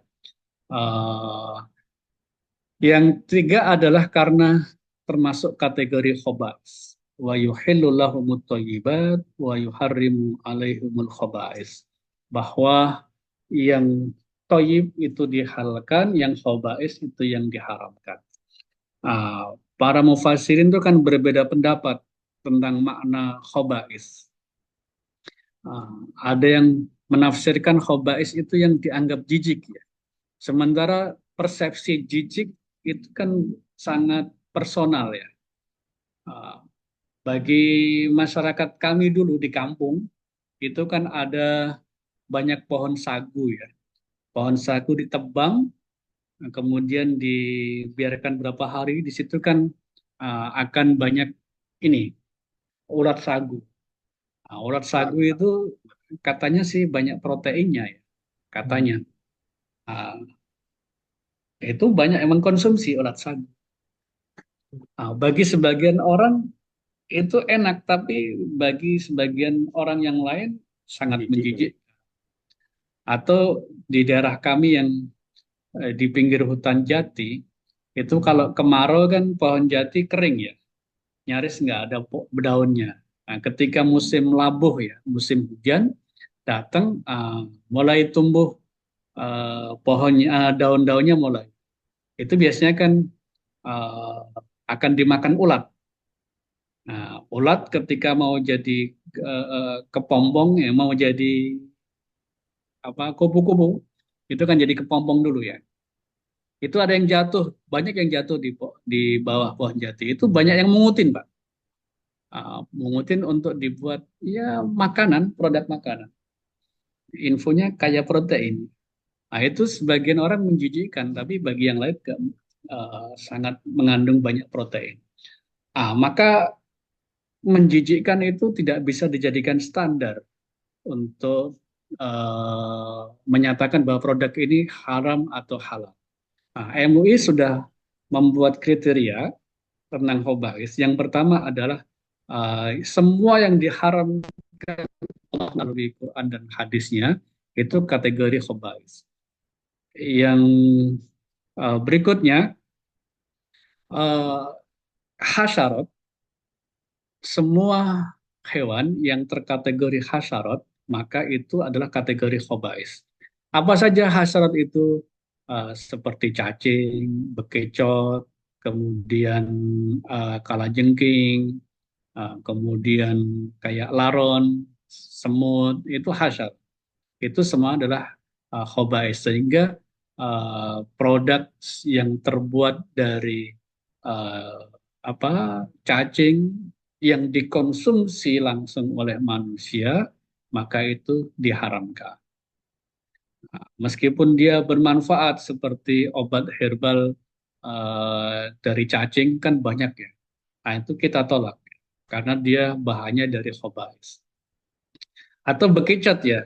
Di daerah kami juga banyak bekicot itu. Bekicot dimasak raci-raci apa? Makanan bekicot itu ya banyak mau dipepes ataupun digoreng, dicampur apa gitu banyak. Nah, itu tidak diperbolehkan. Tetapi kalau dia non konsumtif tidak dimakan, misalnya lendir bekicot itu dibolehkan untuk sebagai bahan kosmetik ya. Karena dia tidak masuk ke dalam tubuh manusia. Khobais. Jadi pertama najis atau mutanajis dan atau mutanajis, kemudian membahayakan. Yang ketiga adalah khobais. Berikutnya baru khamr ya. Apapun produknya yang ada kandungan khamr dan dia tidak ada batasan toleransi berapa persen, nggak ada. Semua produk yang ada bahan khamrnya itu dilarang atau diharamkan. Raise hand silakan Pak Anggara. Assalamualaikum Pak Kiai. Waalaikumsalam. Ya, izin bertanya terkait yang hewan-hewan menjijikan ya. Di sosmed itu ya muncul lewat gitu Pak Kiai terkait susu kecoa gitu Pak Kiai. Dan susu kecoa. Iya, barusan ngecek fatwa MUI belum ada gitu bahasanya Pak Kiai. Ya proteinnya termasuk tinggi juga diklaimnya seperti itu Pak Kiai. Emang kecoa ada yang bersusu ya? Ada kandungan susu? Bukan susu yang terkait definisi susu sapi ya Kiai ya, hanya menyerupai kayak susu kedelai gitu. Jadi kecoanya kalau ya mungkin negara asal biasa di video itu asalnya dari Cina, diternakin terus ya dijadiin tepung gitu Pak Kiai. Digiling. Ya. Nah, dan itu dijadiin kayak protein. Bisa jadi nanti diekspor jadi kayak whey protein seperti itu buat nge-gym kali Pak Kiai. Jadi mohon pendapatnya, izin. Iya. Dalam pandangan MUI, hasyarat ya kecoa itu termasuk kategori hasyarat. Dan itu termasuk kriteria khobais. Dan khobais ada dilarang ya. Diharamkan. Wa yuharrimu alaihimul khobais. Nah, ini ijtihad MUI ya. Karena di salah satu tafsir itu khobais itu mayastahbisuhul Arab ya. Ada yang menafsirkan seperti itu, yang dianggap jijik oleh orang Arab, dan itu tidak bisa mewakili semua orang ya. Dan produk di Indonesia kan sangat banyak, tidak semua bisa diwakili oleh produk di Arab, sehingga itu tidak bisa dijadikan sebagai standar khobais ya. Termasuk tadi menjijikkan itu tidak bisa dijadikan standar karena jijik itu sangat sangat personal. Demikian Pak Anggara. Siap, terima kasih Pak Kiai. Baik, ada pertanyaan? Yang lain? Jadi secara illah sebab kenapa produk itu diharamkan, atau bahan kenapa itu diharamkan tidak boleh dijadikan sebagai bahan produk halal, itu hanya 4 tadi ya. Najis dan atau mutanajis, kemudian yang kedua adalah membahayakan, yang ketiga adalah kategori khobais, yang keempat karena kategori khamar atau memabukkan. Kalau yang lain misalnya ada hadis-hadis yang lain itu belum ketemu ilahnya, seperti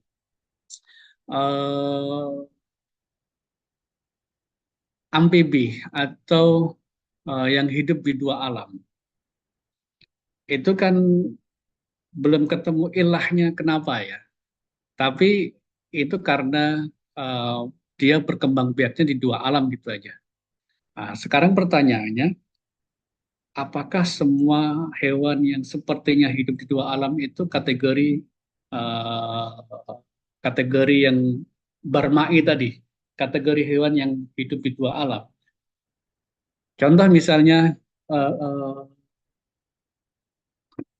bulus ya. Bulus itu yang sudah ada fatwanya. Bulus itu kan kalau menurut pandangan kita itu kan mampu hidup 2 alam ya, dan kategori hewan amfibi. Ternyata bulus itu adalah binatang darat. Binatang darat tapi habitatnya di air. Dia berkembang biaknya di darat, tapi setelah lahir ya, setelah hidup dia akan senang di air. Dan dia bernafasnya dengan paru-paru. Kalau kandungan oksigennya sudah habis, dia akan ke udara atau ke darat untuk menghirup kembali oksigen. Atau fatwa kita terkait dengan kepiting ya. Kan ada salah satu ulama di Banjarmasin itu menyebutkan bahwa kepiting itu haram karena dia hidup di 2 alam. Setelah ada penelitian, ternyata dia hewan air. Dia mampu bertahan beberapa saat di darat ya, karena ada kandungan air yang masih tersimpan di dalam tubuhnya. Kalau sudah habis tentu dia akan mati ya, kalau tidak ke air. Termasuk juga ini salamander ya. Tidak semua salamander itu termasuk kategori barmai atau hidup yang mampu hidup di 2 alam ya. Seperti giant salamander ya. Giant salamander itu kan dibuat sebagai bahan kosmetik ya. Dia itu hewan akuatik ya, dan berdarah dingin ya. Artinya dia nggak bisa hidup di daratan, meskipun namanya salamander ya. Tapi problemnya dia normanya atau istilahnya dia menggunakan kata hewan, bukan ikan. Kalau ikan selesai, kalau menggunakan hewan, itu sebagian ulama mempersyaratkan untuk dikonsumsi harus disembelih. Pertanyaannya, salamander itu yang disembelih apanya kira-kira yang harus terputus? Apakah seperti penyembelihan hewan ternak atau tidak ya? Itu pertanyaan. Yang kedua, apakah giant salamander ini termasuk hewan yang dilindungi atau tidak? Kalau dilindungi, maka dia tidak boleh, kecuali ada proses penangkarannya. Jadi harus ada sampai tingkat cucunya ya. Itu baru dijadikan sebagai boleh digunakan sebagai bahan produk ya. Jadi terkait dengan hewan amfibi ini perlu diteliti, ada penelitian, tidak bisa diratakan atau dikebiak-uyah bahwa semua hidup yang mampu hidup di 2 alam itu diharamkan. Tapi ada proses penelitian, dia hewan air atau hewan darat. Pak Kiai, Ya, katak kalau kodok sudah ada fatwanya ya, bahwa dan sebagian seperti sudah menjadi ijma ulama bahwa katak itu adalah hewan yang berkembang biak di dua alam, di darat Kalau dan di izin laut. Pak Kiai, kalau penyu gimana Pak Kiai? Penyu Iya, sama telurnya juga itu kadang dikonsumsi. iya, saya sampaikan tadi bahwa untuk kategori hewan amfibi, dalam tanda kutip ya, itu perlu penelitian ya, per spesies. Apakah dia hewan darat atau hewan air. Nah, jadi nggak bisa dikiaskan langsung, kalau kita sudah ada fatnya bulus, tidak bisa langsung dikiaskan kepada kura-kura dan penyu ya. Tapi harus ada penelitian lagi. Terkait telur, belum ada fatwanya juga, tapi ada satu kaidah ini, al-baidatu fi hukmil gitu ya, bahwa telur itu hukum telur mengikuti induknya. Kalau induknya haram, telurnya haram. Nah, kalau induknya halal, telurnya halal. Itu tapi belum menjadi fatwa, masih dalam apa diskusi-diskusi aja di tingkat internal Majelis Ulama Indonesia. Oke, ada pertanyaan berikutnya? Baik, Pak Yai, mungkin saya bisa bantu membaca pertanyaannya di kolom chat, ada beberapa. Oh iya. Ini yang pertama, Pak Yai, bagaimana dengan sapi yang masih hidup dikarenakan tidak terputus 3 saluran dari sapi tersebut, kemudian sapi tersebut lari dan tidak sempat tertangkap dan lalu mati. Apakah sapi tersebut halal atau bagaimana, Pak Yai? Oke. Kalau dia dijadikan sebagai produk yang disertifikasi halal, maka dia tidak lolos ya, dikategorikan bangkai. Tapi kalau dia hanya dikonsumsi, tidak diperjualbelikan, tidak dilabeli halal, itu menurut saya ini, pandangan saya itu di halal gitu ya. Tidak disertifikasi halal ya, Ya, tapi ya. dikonsumsi ya. Sama seperti hewan kurban ya. Zaman dulu ya kan dapat hewan kurbannya banyak, tapi tukang jagalnya dikit, yang spesial atau yang punya keahlian jagal sedikit, maka untuk mempercepat waktu dipotong, kemudian belum mati dipotong kakinya.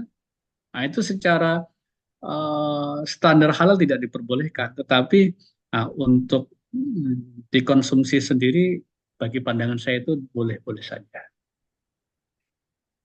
Baik, Pak Kiai. Selanjutnya, saya mau tanya, mohon maaf jika out of topic, saya pernah baca di sosmed, ada tambak lele dikasih pakan dengan bangkai babi. Nah, itu hukumnya bagaimana, Pak Yai? Oke, kita ada dua fatwa ya terkait dengan satu dulu ya. Ada kategori jalalah. Jalalah itu hewan ternak yang diberikan pakan haram. Pakan haramnya secara mayoritas ya, sehingga mempengaruhi rasa daripada daging tersebut, maka itu kategori jalalah. Seperti lele yang hidup di safety tank, nah itu kategori jalalah. Nah, itu haram untuk dikonsumsi. Kecuali ada proses, misalnya diambil dulu, kemudian ditaruh di air yang bersih, tidak diberikan makan beberapa hari, kemudian ada perubahan rasa dan aroma dagingnya menjadi normal kembali, itu menjadi halal. Itu yang pertama. Yang kedua, bagaimana ternak yang diberikan pakan dari sentrat, pakan yang itu ada daging babi atau darah babi, kan ada ya, pakan hewan yang kandungannya adalah darah babi.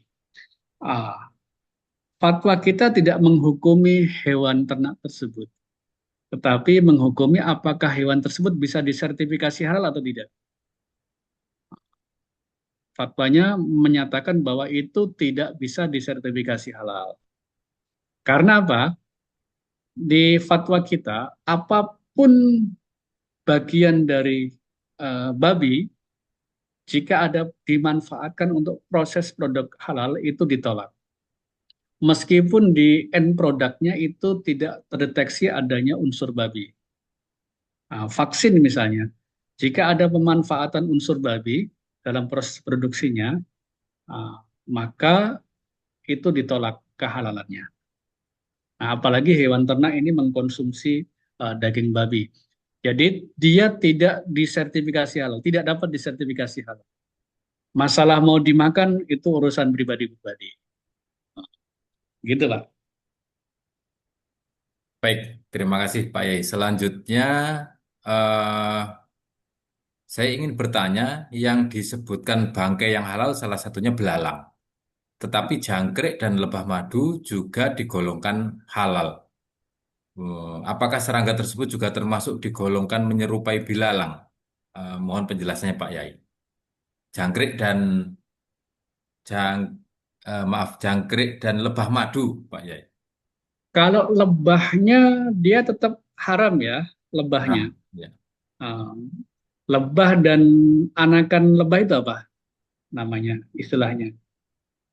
Makanya dalam sertifikasi produk madu itu kita titik fokusnya pada proses penyaringan nggak? Kalau nggak ada kita tolak. Kalau ada disaring kemudian ada 1-2 yang lolos, maka itu termasuk makfun anhu, dimaafkan. Yang penting sudah ada proses penyaringannya. Terkait dengan jangkrik ya, sebentar, saya kok lupa jangkrik itu termasuk difatwakan halal atau tidak ya?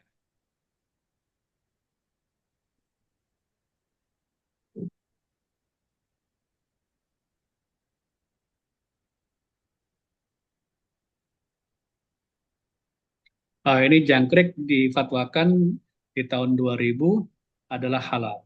Ya, sebentar. Bu dikonsumsi dia selama tidak menimbulkan mudarat. Oke. Sama seperti kokenial ya. Warna karmin, warna makanan karmin yang berasal dari kokenial itu kenapa dihalalkan oleh MUI?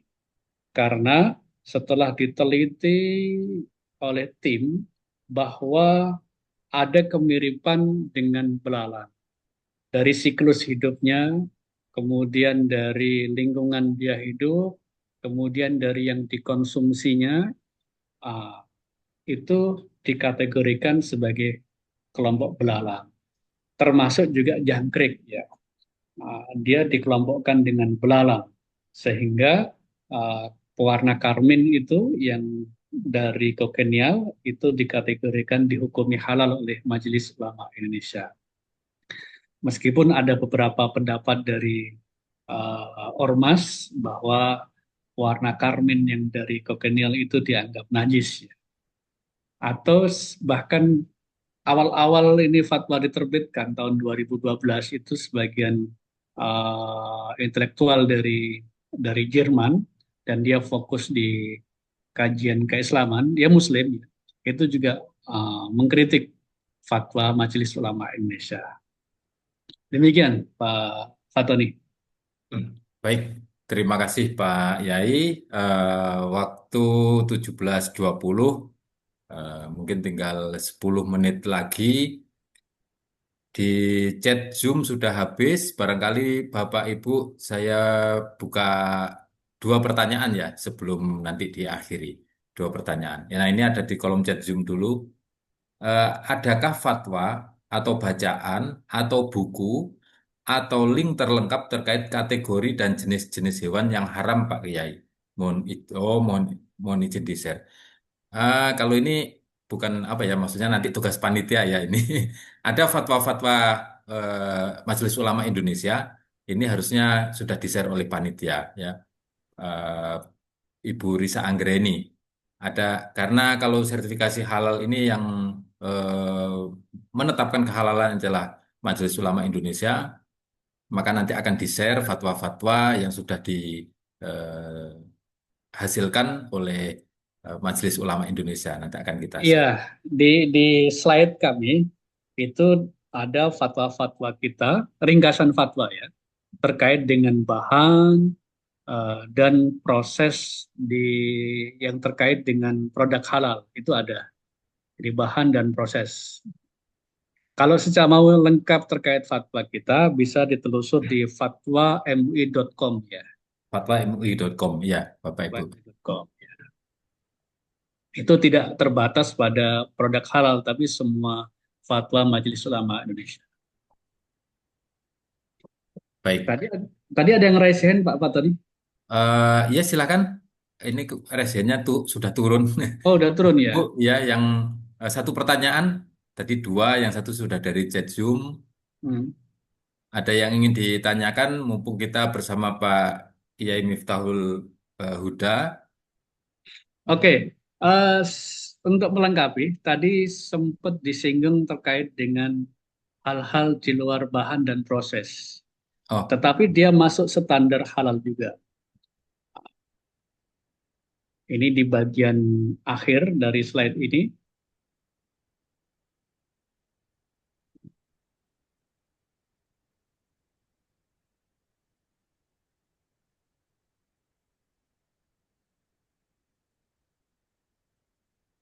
Oh, kok nggak ada di sini? Nah.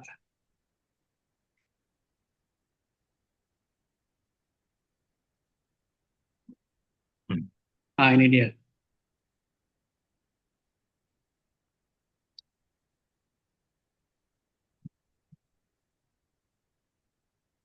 Ini standar. Standar nama, bentuk, dan kemasan produk.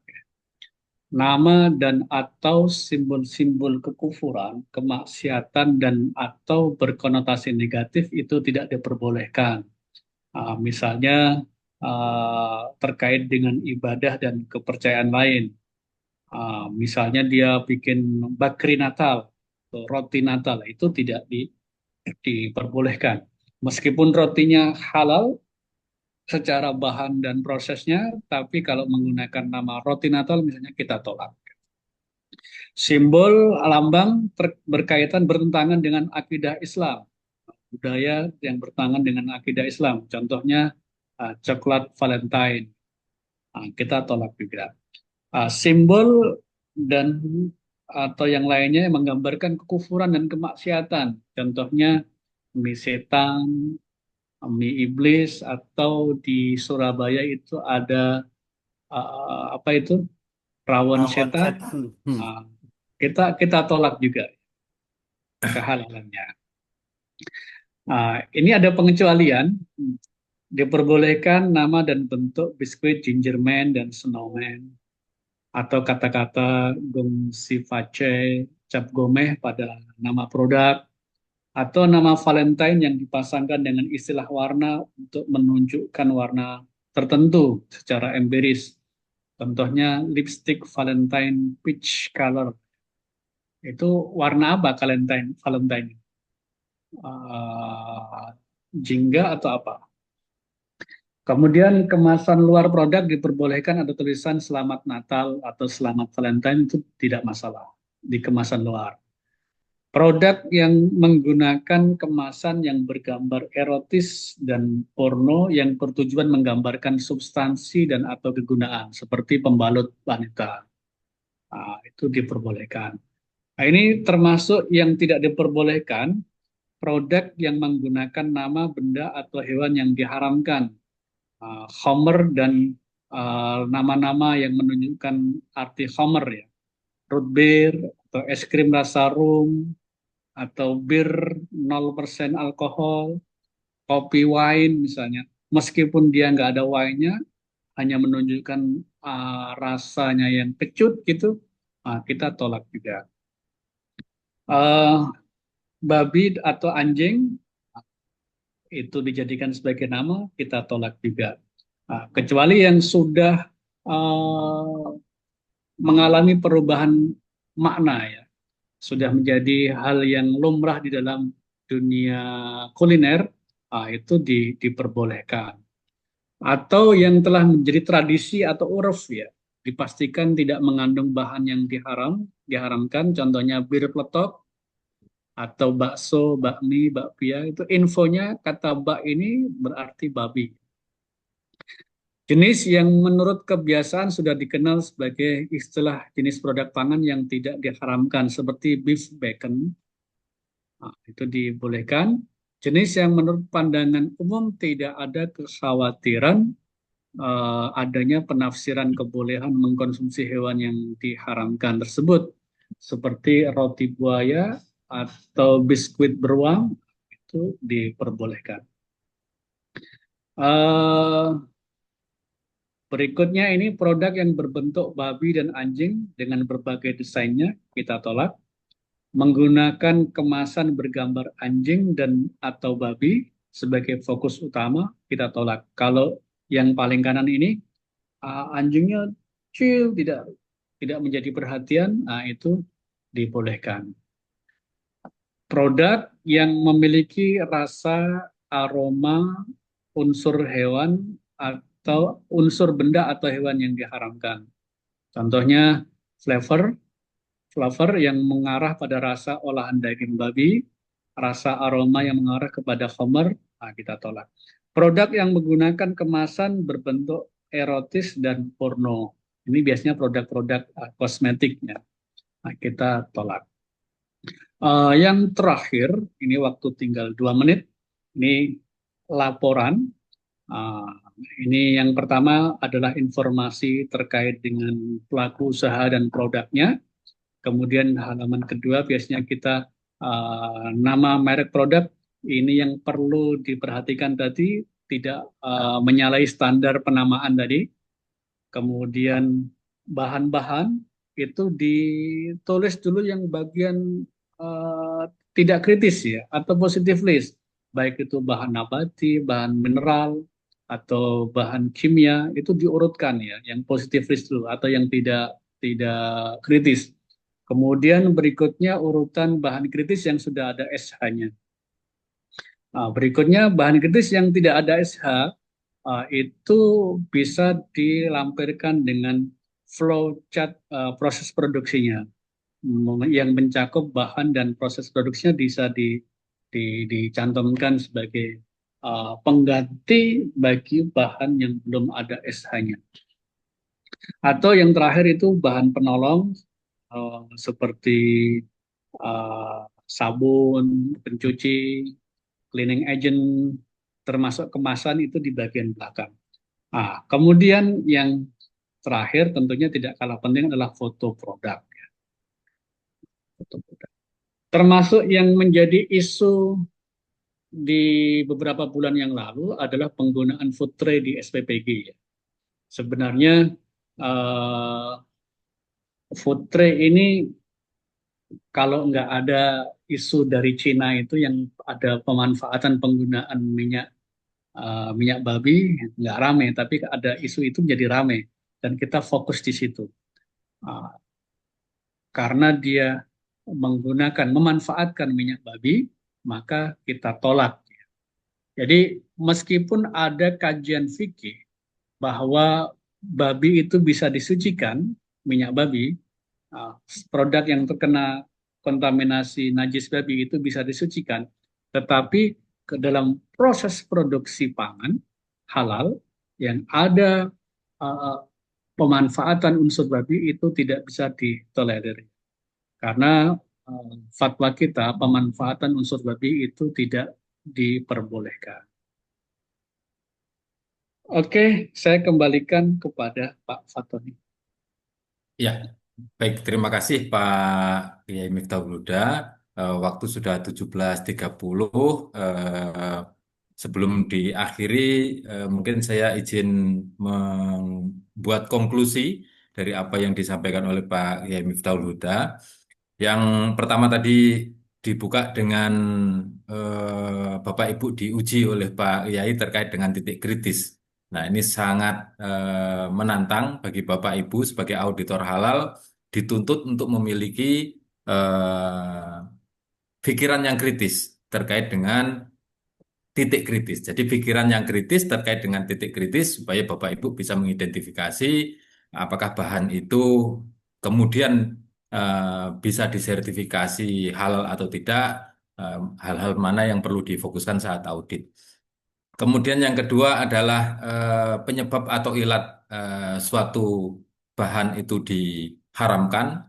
Jadi tadi ada najis atau mutan najis, jadi terkontaminasi najis, kemudian membahayakan, ya, kemudian khobais, dan yang keempat adalah homer atau sesuatu yang memabukkan. Itu menjadi penyebab bahan-bahan itu diharamkan. Nah, kemudian untuk menentukan apakah sesuatu itu tadi contohnya misalkan amfibi yang hidup di dua alam, apakah hewan itu termasuk golongan amfibi atau bukan, supaya tidak serta-merta kemudian ditarik kesimpulan itu hidup di dua alam, maka harus dilakukan riset ya Pak Yai untuk memastikan apakah hewan itu hidup di dua alam atau tidak. Kemudian yang terakhir adalah ada hal-hal apa produk-produk yang secara substansi barangnya itu adalah halal, ya, tetapi tidak bisa disertifikasi.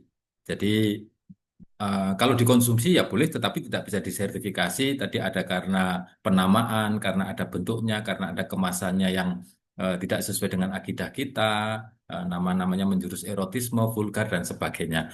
Kemudian yang terakhir tadi laporan terkait audit halal, dan insya Allah sudah sesuai dengan unit kompetensi yang keempat. Kita eh, kasih aplaus untuk Pak Kiai Miftahul Huda atas materi yang sudah disampaikan. Bapak Ibu bisa menggunakan